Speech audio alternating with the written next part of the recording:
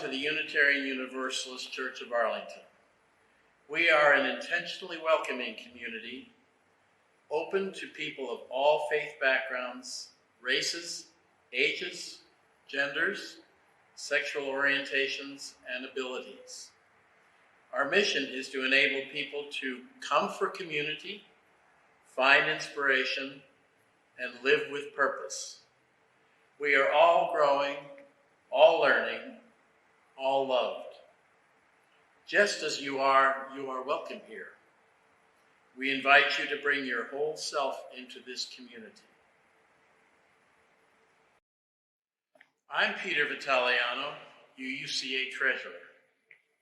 Today is Sunday, February 14th, Valentine's Day. The theme of today's service is, appropriately, Side with Love. This service celebrates National UU Side with Love Sunday. It was created by the Unitarian Universalist Association and will be watched by UUs all across the country. By sharing this service, we deepen our connection with other UUs and our shared commitment to justice. This worship service invites us, through a mix of traditional and non-traditional elements, to embrace a broader love than the hearts and flowers romantic love normally associated with this day. It is centered and brought to full expression on reflections offered by UU religious professionals and lay leaders from around the country, who all speak from their lived experience, grounded in at least one marginalized identity. The service will lift up themes and recommendations for transforming white supremacy and other oppressions in the institutional history and practices of the UUA and its 1,000+ congregations and covenanted communities, and what we can do instead to be agents of change and healing. I hope you find your own inspiration in today's service and sincerely wish for us all to be on the side of love. Please stay for our virtual coffee hour on Facebook after the service. And thank you for joining us today, and again, welcome.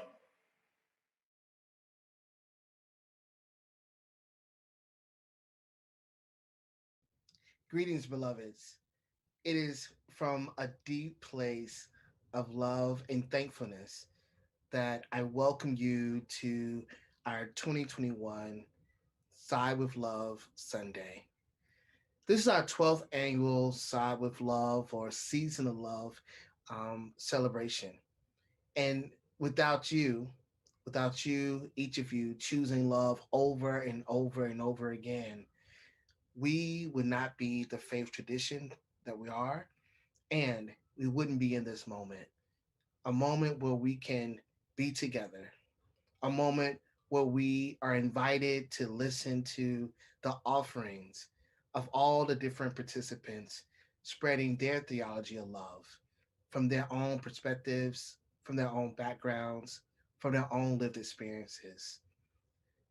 At the same time, it is a call. It is a call and response to us to really embody, to live into love, to live into the values, the practices associated with the UU faith, to be in right relationship with movement at this moment. I always say to myself and even to my son Elijah, I ask us, what is love calling us to do? In this moment, as you enjoy and listen and absorb and allow yourself to be changed by the words you'll hear from the wonderful people um, that will be coming up next. I hope you will hold on to what is love asking you to do. And throughout this year and throughout your years, may you constantly, continuously, with rigor and intentionality, choose love over and over again. Welcome, beloveds. Thank you. Thank you for your time. And thank you for being you.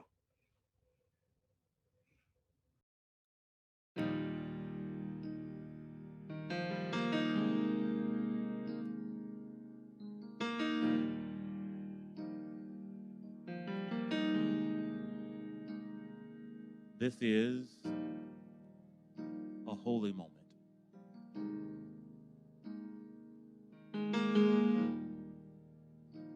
When we're gathered together, it is a special and unique moment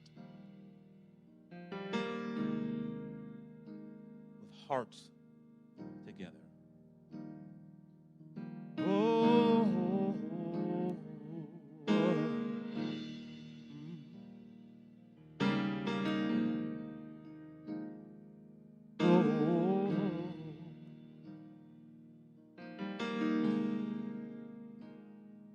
when our heart is in a holy place, when our heart is in a holy place, we are blessed with love and amazing grace. When our heart is in a holy place. Sing it with us, would you?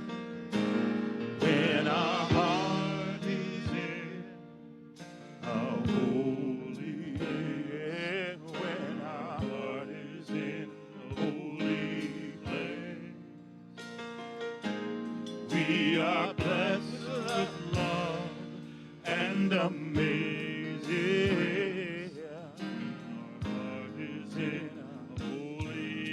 Rick, would you sing that verse for us? When we trust the wisdom in each of us, every color, every creed and kind, when we see our faces in each other's eyes, then our heart is in a holy place. Everybody sing when our heart is in a holy place. When our heart is in a holy place. We are blessed with love. Can you feel it? And amazing. Yeah, when our heart is in a holy place. When our heart is in a holy place. Yeah.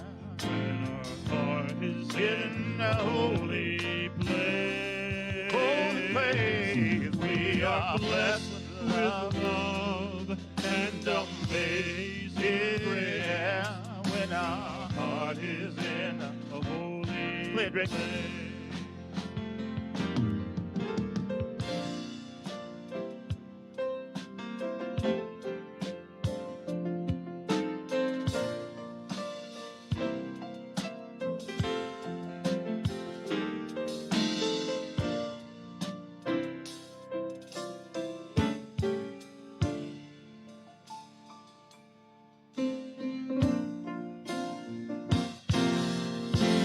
When our heart is in, when our heart is in a holy place. Reach out and touch somebody if you can. When our heart is in a holy place. Let them know that your heart is with them.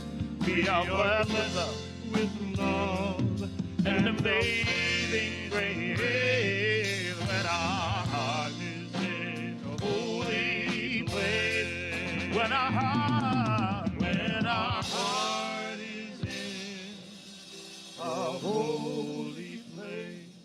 When our heart is in a holy place.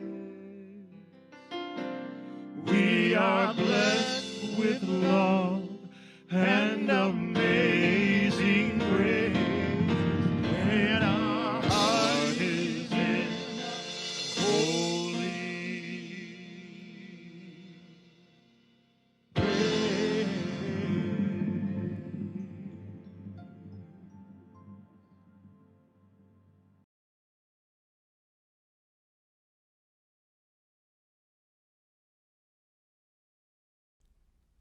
Love once, the fullest unfolding of every person.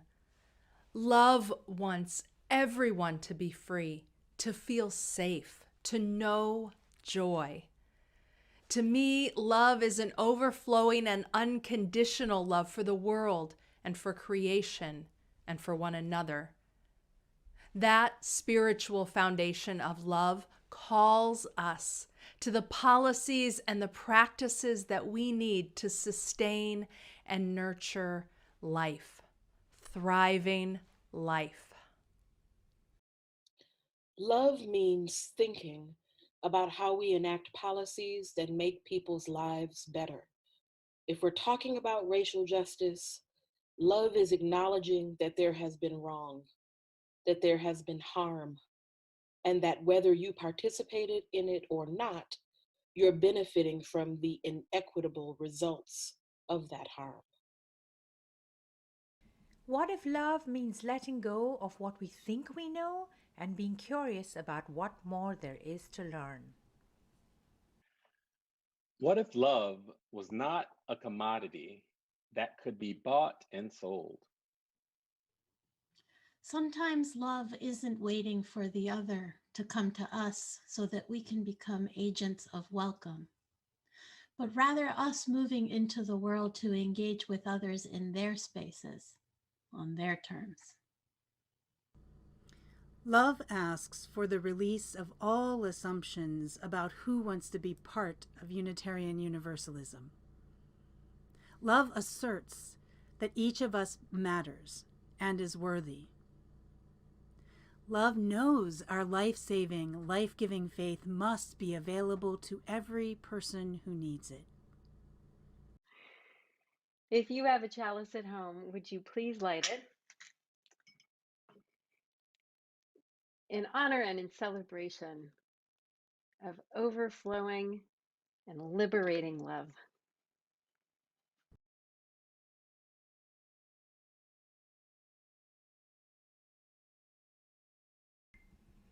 My name is Tuli, and I have a story for you.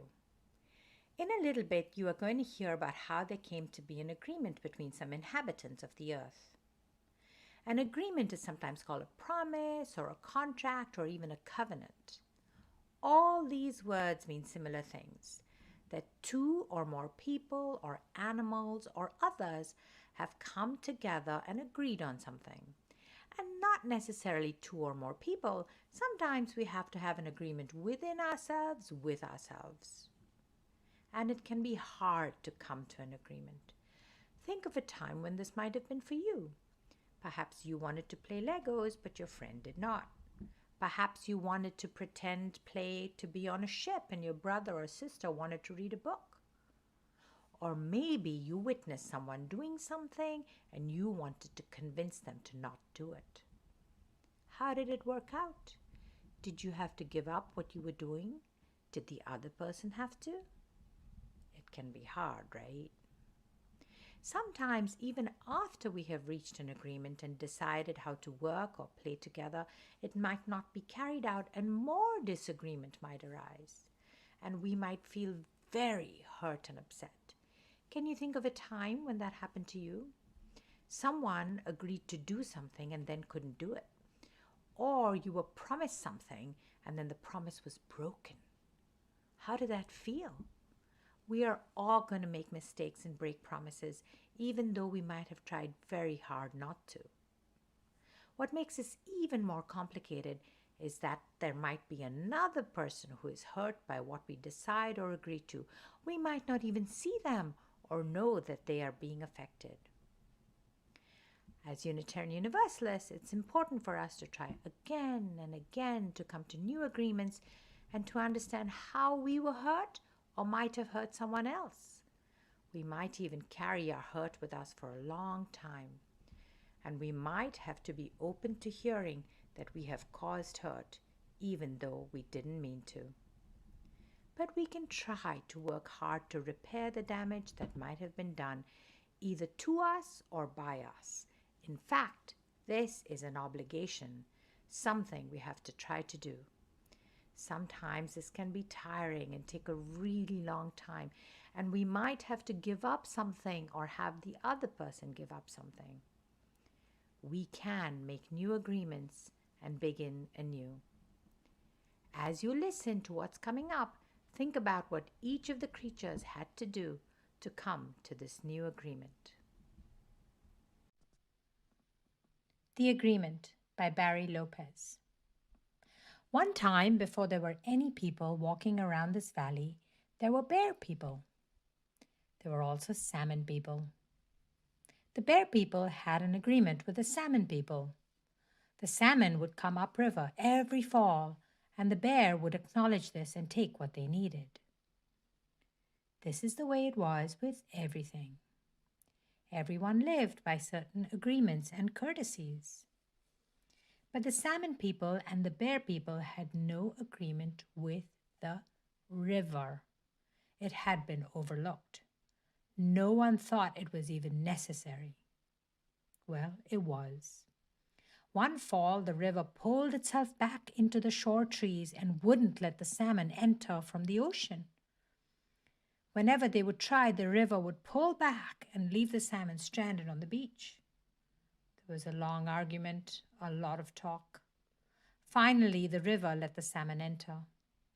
But when the salmon got up into this country where the bears lived, the river began to run in two directions at once, north on one side, south on the other, roaring, heaving white water and rolling big boulders up on the banks. Then the river was suddenly still. The salmon were afraid to move. The bears were standing behind the trees looking out. The river said in the middle of all this silence that there had to be an agreement. No one could just do something, whatever they wanted. You just don't take someone for granted. So for several days they spoke about it. The salmon said who they were and where they came from, and the bears spoke about what they did, what powers they had been given, and the river spoke about its agreement with the rain and the wind and the crayfish. Everybody said what they needed and what they would give away. Then a very odd thing happened. The river said it loved the salmon. No one had ever said anything like this before. No one had taken this chance. It was an honesty that pleased everyone. It made for a very deep agreement among them. Well, they were able to reach an understanding about their obligations to each other, and so everyone went their way. This remains unchanged. Time has nothing to do with this. This is not a story. When you feel the river shuddering against your legs, you are feeling the presence of all these agreements. Dr. Patel's beautiful story about these forces of nature that all learn to work together is such a beautiful reminder of our interconnectedness to each other. I love how she talked about how the river needed to let the salmon and the bear know what its needs were, and then after talking about the obligations of their relationship, reminded the salmon, I love you. Oftentimes we think of our obligations as needs that have to be done, a chore. But often our obligations are acts of love, letting everyone know that we want to be a part of the community we create together. And that it is just what it is. It is not a story. And it goes on to this day. We here at UUCA have worked hard to create an intentional community with each other, covenanting with each other, and keeping our connections strong during the pandemic. And we ask that you, members and friends of the congregation, take a moment now to invest in that community. There are many ways that you can give to the UUCA community. You can visit our website, uuca.org, and go to the pledge section, and there it has ways to give. You can text right now, grab your smartphone and text a dollar amount to 703-782-8239. You can also use the Give Plus app look up our congregation under the zip code 22204 and click on that when it comes up. And of course, you are always welcome to email us a check to UUCA 444 Arlington Boulevard, Arlington, Virginia 22204. And put offering or pledge in the memo line. We are all part of this beautiful community together. It is not an obligation. It is an act of love.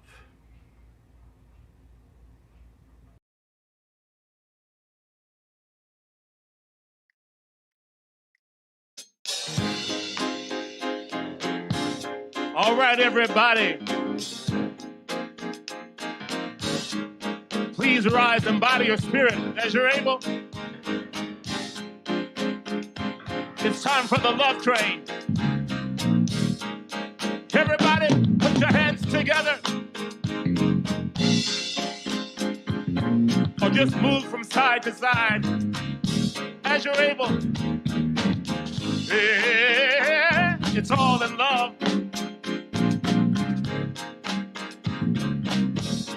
Let's sing it. Come on. People all over the world, join hands. Start a love train. Love train. People all over the world, join hands. Start a love train. Love train. Everybody.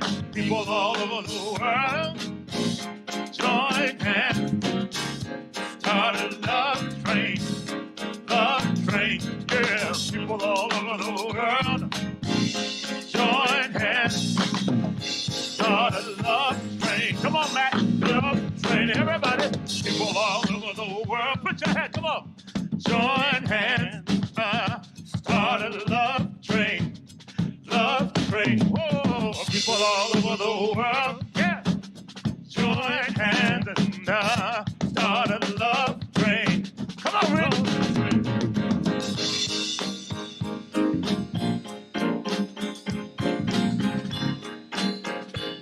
Yes, sir.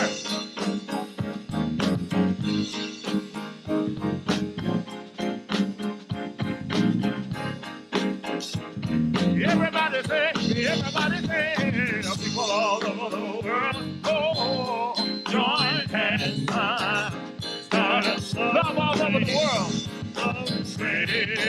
People all over the world, join hands, start a love. One more time. People all over the world, join hands, start a love train. Love train. People all over the world, join hands, start a love train. Love train.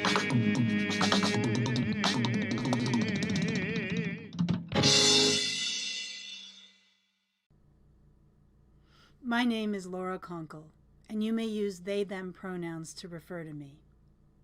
I'm so glad you're here with me and my trans and non-binary, queer, disabled, surviving poverty, first generation with access to college, self. Welcome, dear ones. Welcome, welcome, welcome. We are here, yes. And there's so much that fractures our we. In Unitarian Universalism, our assumptions about each other so often fracture our sense of we. I wish for us to love on and heal our we. And so, I want to talk to all of my disabled UU siblings, my trans and non-binary UU siblings, and my UU siblings who are surviving poverty. My world makes so much more sense when I'm with y'all.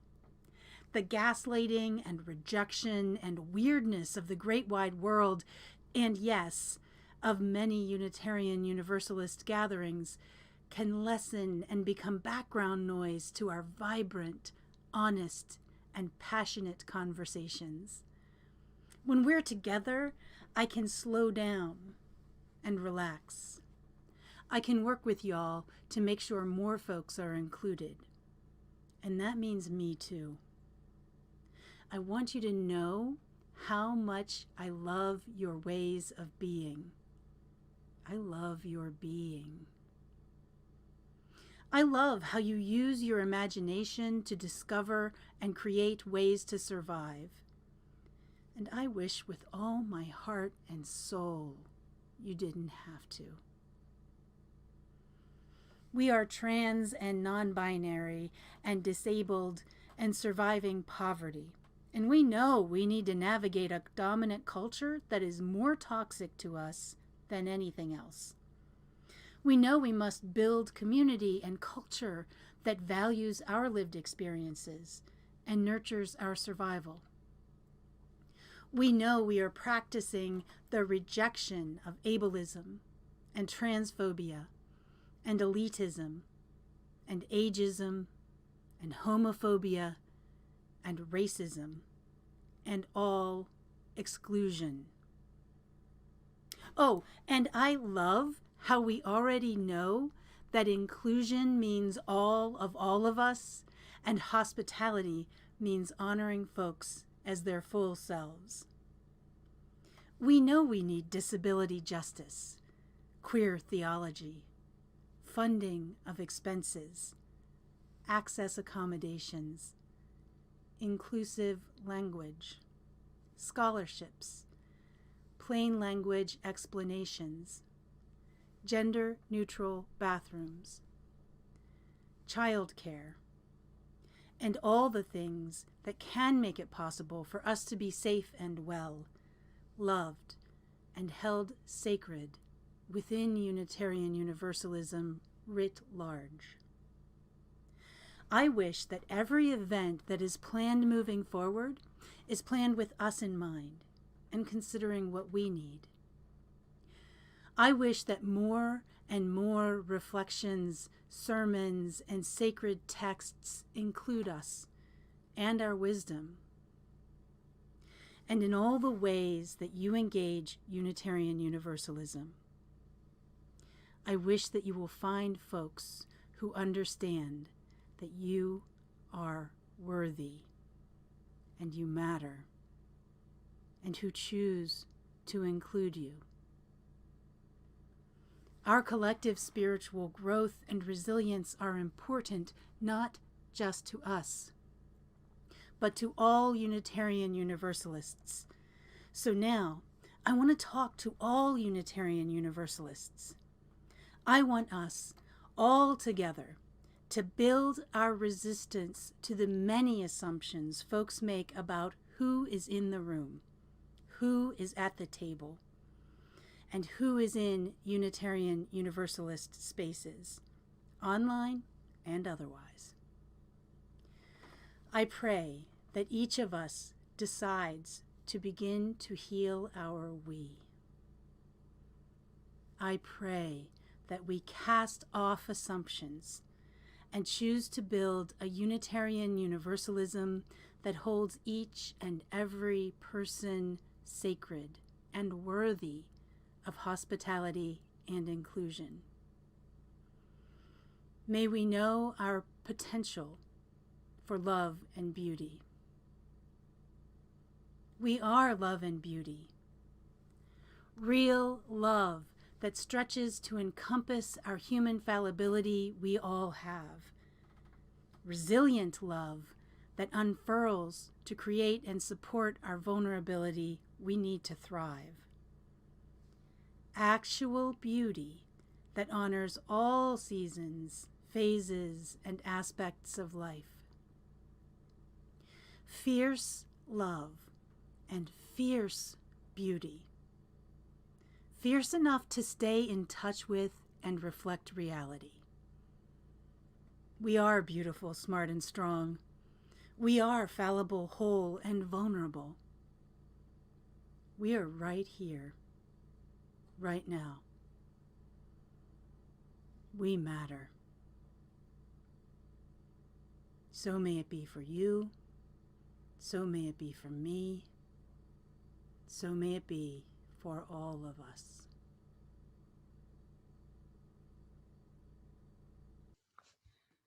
I love me a good anti-racism workshop. From the very first one that I led back in 1994, back then we used to call them diversity sessions, I got hooked. I found it was so powerful, so exciting to help a group of people engage in conversations about their social location, their commitment to change, their desire for justice. It was really, really amazing and an early formational experience that led me down this vocational path. It's also true that it wasn't until I came to Unitarian Universalism that I found my true home in doing this work. Because before that, I used to do this work in academia and in nonprofit spaces, and it was much more of a brainy, heady thing. It was about the ideas and the sociology, which of course is very important and it's central to the work. But once I discovered the possibility of having these conversations as faith formation, everything shifted for me.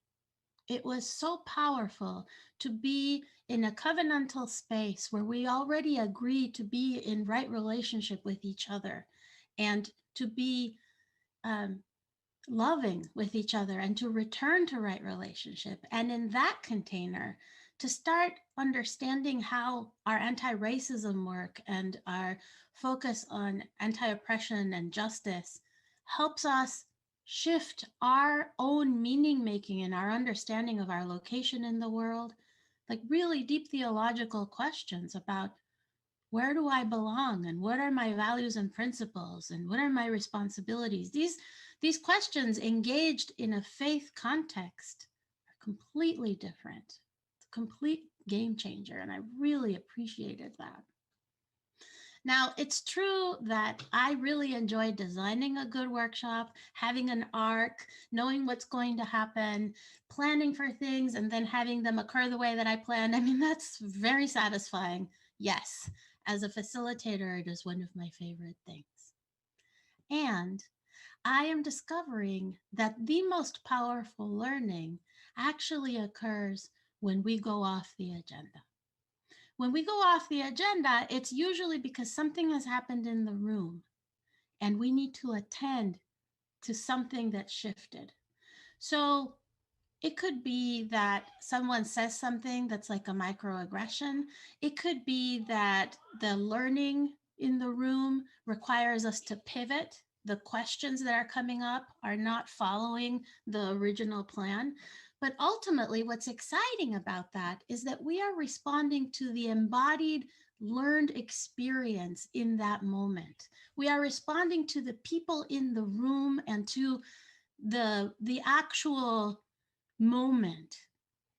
That's something that Elandria taught me, and I want to lift E's name up. I miss you, Elandria. Embodied learning and focusing on how we do it and why we do it in the moment makes all the difference. It's praxis. It's different than just this theoretical understanding of the concepts of racism and race and white supremacy culture and all this other stuff. It's also true that when we interrupt the process and we attend to what's happening in the room, it's important to center the person who may have been harmed. And usually the person who has been harmed is a person with a marginalized identity. And that is valuable to remember as a principle in our work. We center the folks who have the lived experience and who in the moment have something to offer through their experience and through the moment. Doesn't mean that we put people of color and people with marginalized identities on pedestals as educators and experts. It means that we respond in the moment to what's happening. We use the holy muscle of interruption to trust that being with each other in real time is the most important learning.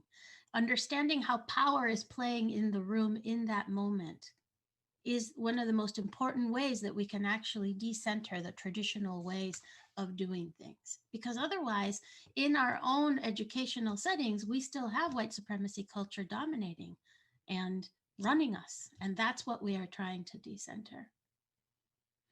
So I lift up a prayer for all of you who are engaged in this important work of keeping it real, of keeping connected to each other and saying what's true in the moment. May we continue to strengthen that muscle. May we continue to trust that truth telling and speaking truth to power is one of the ways that we do this liberation work. May it be so, and amen.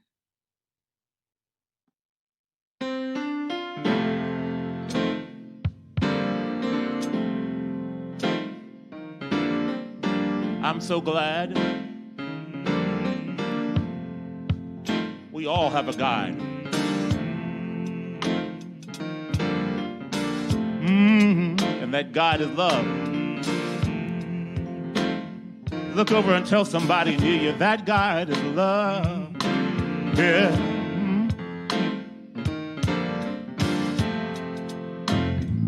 Love will guide us. Peace hath tried us.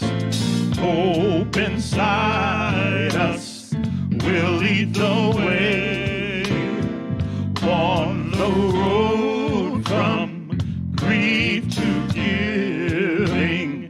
Love will guide us through the heart. If you cannot sing like angels, if you cannot sing like angels, if you cannot speak before thousands, you can give from, from deep within you. You can change the world with your love. Love will guide us. Love will guide us. Peace hath tried us. Hope inside us. Hope inside us. We'll lead the way. On the road from grief to giving. Love will guide us. I just want you to moan right now. Come on, everybody, come on.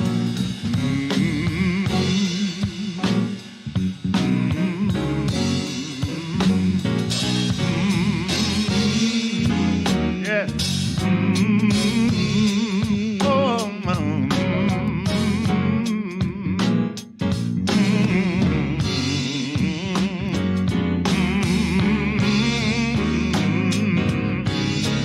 Love will guide us. Love will guide us.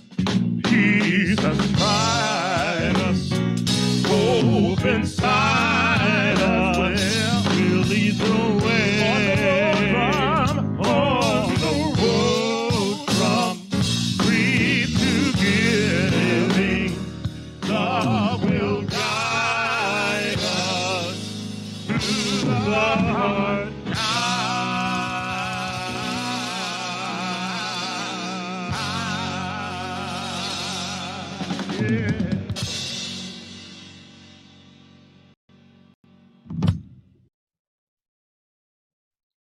You know, in every moment, even if it doesn't feel like it, life is giving us an invitation. I really believe that. I really believe that in every moment, life is giving us an invitation to do the things that are the most loving and life affirming. And that doing the loving and life affirming thing is always the answer when you don't know what to do or if you're feeling unsure. There's always a moment of invitation to rethink or reevaluate. We're being invited into this cosmic dance of renewal and joy and justice, but you have to make the justice. It doesn't just show up without our participation or our effort. Things don't get better just by us waiting for them to happen. We all have to engage in the better making from wherever we are, and each moment presents an invitation for us to do that.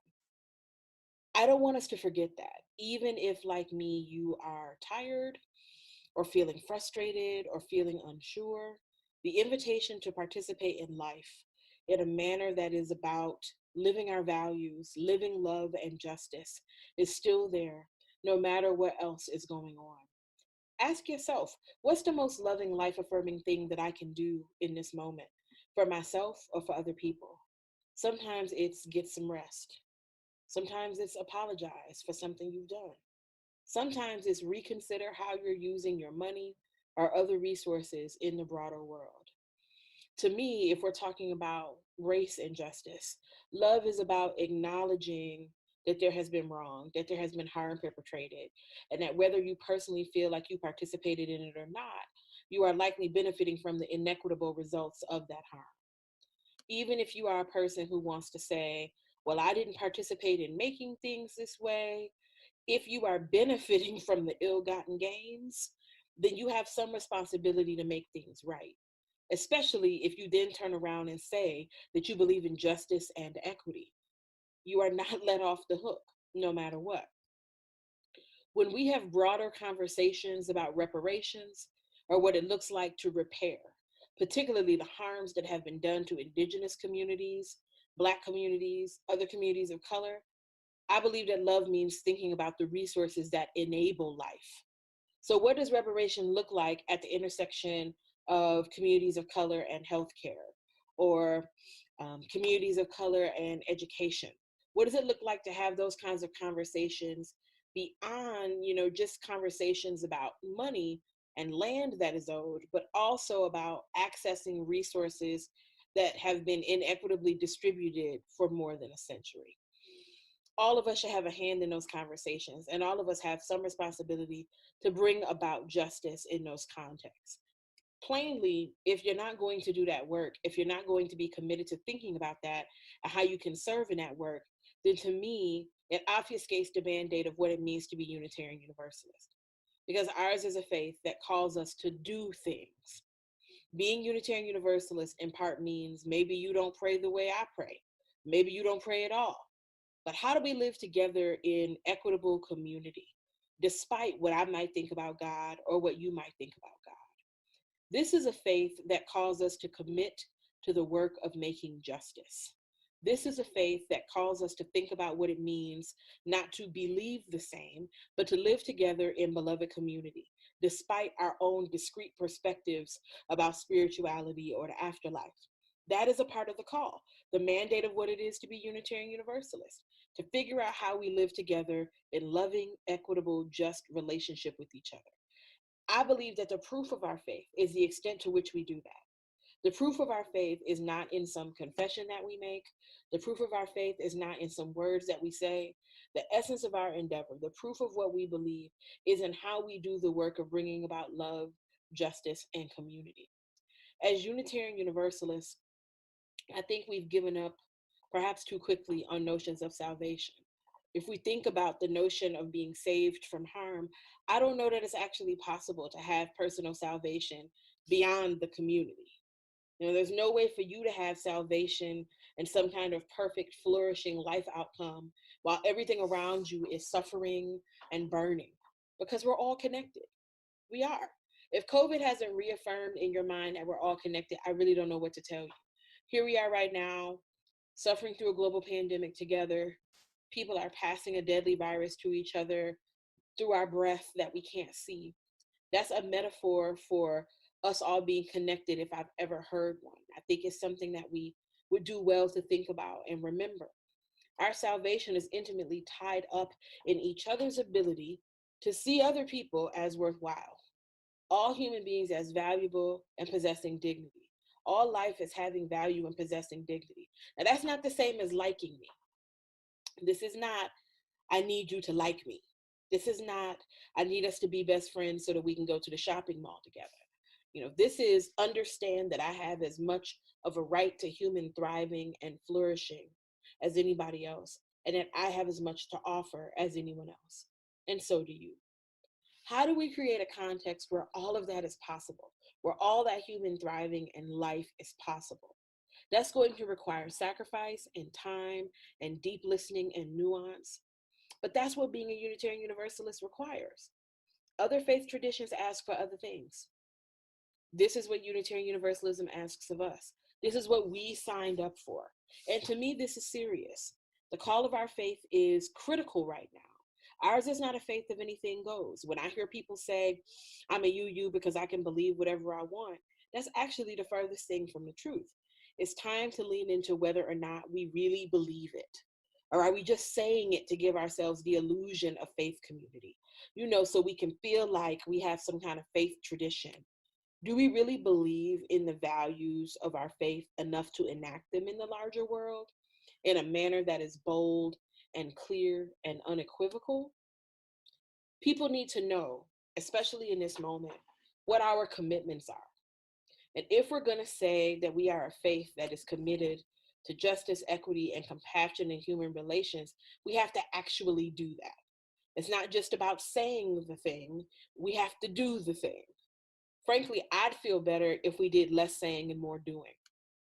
I need us to have the collective maturity now to do what it is our faith asks us to do. Amen. Amen. Ashe. Love is asking something of us, and Unitarian Universalism is demanding something of us.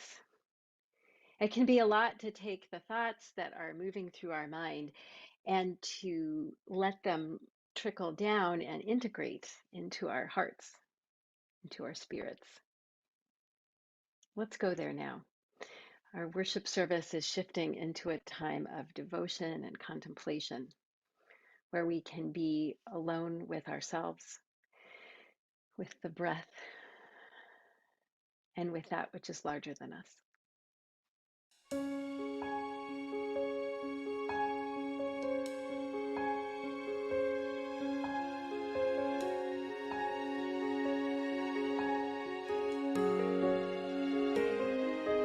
There is more love somewhere.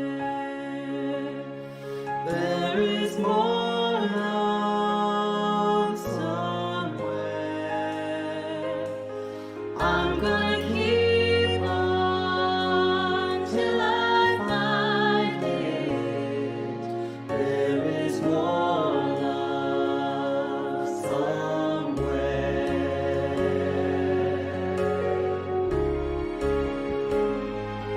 There is more hope somewhere. There is more hope somewhere. I'm gonna keep on till I find it. There is more hope somewhere.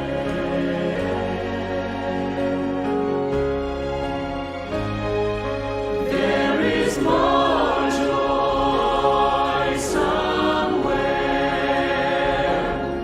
There is more joy somewhere. I'm gonna keep on till I find it. I'm gonna keep on till I find it. I'm gonna keep on till I find it. There is more joy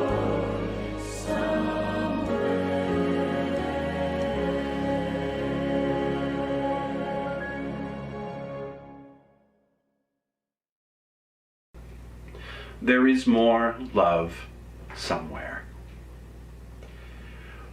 Perhaps in these times of isolation, it feels like finding those connections of love with our community has been difficult.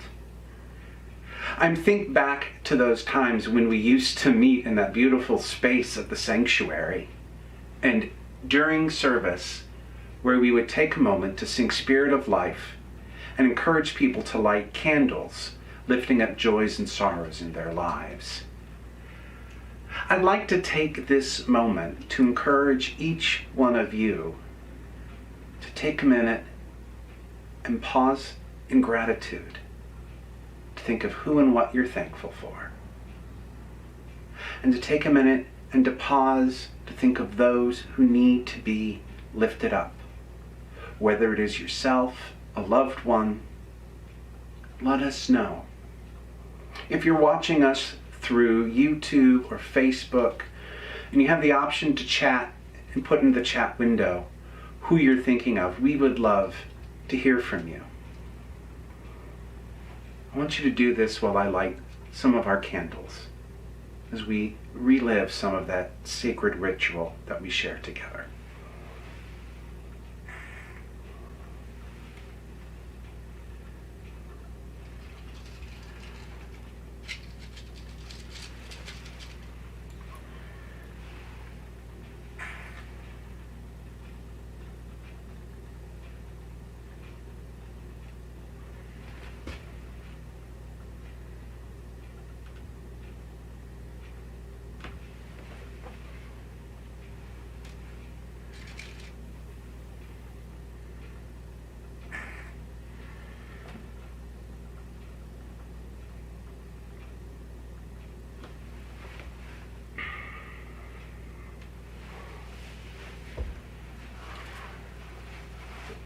Know that in these times you are not alone. If there is someone who you feel needs a little extra care from our congregation, or if you need a little extra care from our congregation, please email us at pastoralcare@uucava.org, and we will match you with a lay pastoral care associate so that we can help you through these times. It doesn't have to be something that you feel is pressing. If you're feeling an absence of connection, if you need someone to listen, this is what we're here for. This is what our sacred community does. We love you. Be blessed. Hello, I'm the Reverend Michael Crumpler, and I will be leading you in a brief moment of prayer and meditation. So let's begin by ensuring that you are comfortable and relaxed wherever you are, whether at your desk or on your couch or on the floor. If you would just, relax your shoulders. Breathe in, breathe out. Loosen your jaw.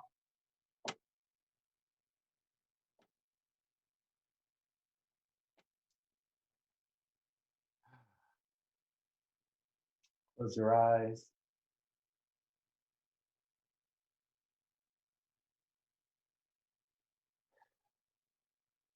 And think about all that you are experiencing in the world.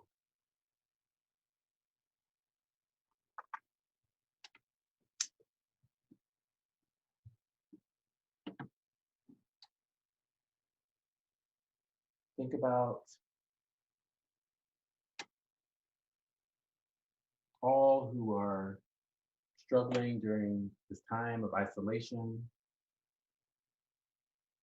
as we continue to grapple with the COVID-19 pandemic.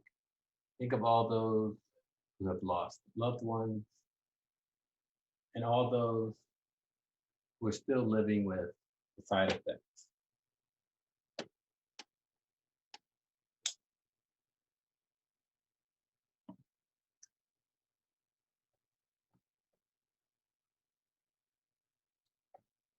Think of those who are still traumatized by the events of January 6th.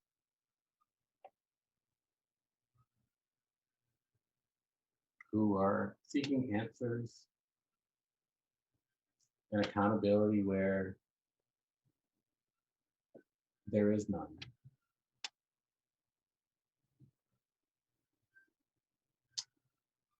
Think about this new day.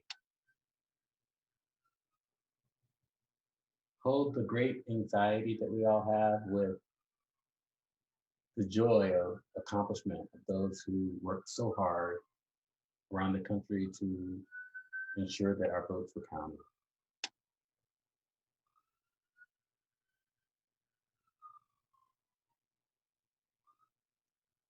Now come back to yourself and your home and your family and all that you have to do. May you be well, may you be blessed. Amen. Ashe. May it be so. As you extinguish your chalice at home, may we give thanks for this time together, for the wisdom and inspiration that we've received. May we carry that wisdom into our lives and into our communities. May you find untapped sources of strength and courage and discover in yourself a new fire that burns in your belly and keeps you going. May the presence of spirit be proximate, cooling, and reassuring to you when you are overheated. May we all together choose to build a Unitarian Universalism that holds each and every person sacred and worthy of hospitality and inclusion. May you be well. Beloveds, as we leave this sacred time together, let us remember to praise this gift of life, to be attentive to its wonder and its beauty. May we kindle more love, more joy, and more song into our hearts and into our days. May we be led out in peace, and may we give back love.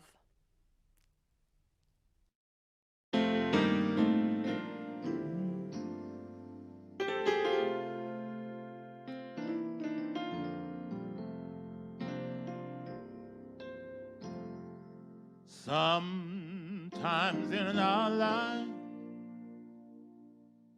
we all have pain, we all have sorrow. But if we are wise, we know that there's always tomorrow. Lean on me when you're not strong. Can you say that? I'll be your friend. Let me hear you. I'll help you carry on, for it won't be long. I'm gonna need somebody to lean on.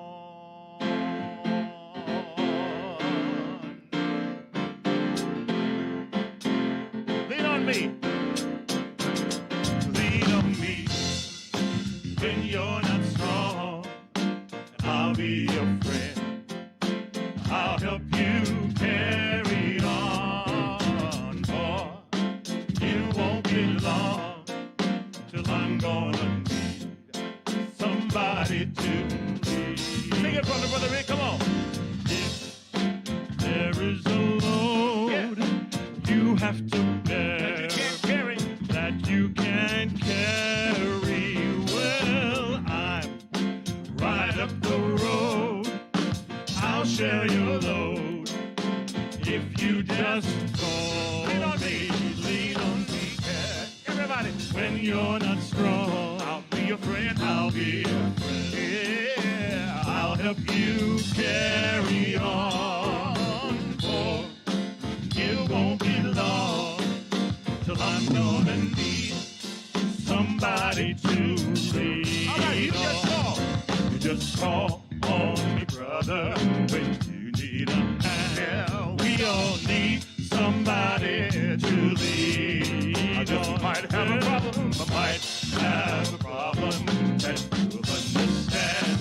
We all need somebody to lean on me. Lean on me when you're not strong. Yeah, I'll be your friend.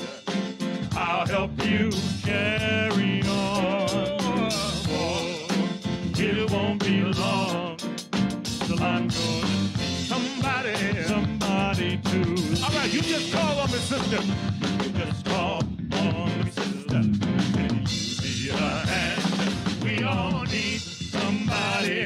leave. I just might have a problem, I might have a problem that you'll understand.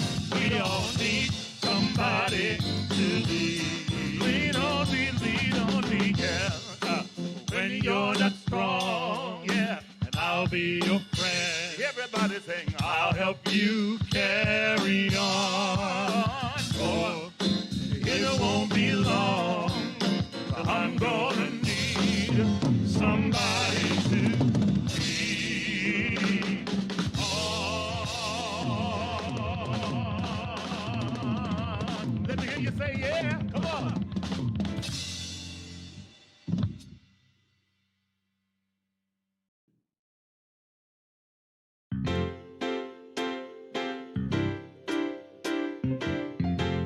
Many of you recognize it already.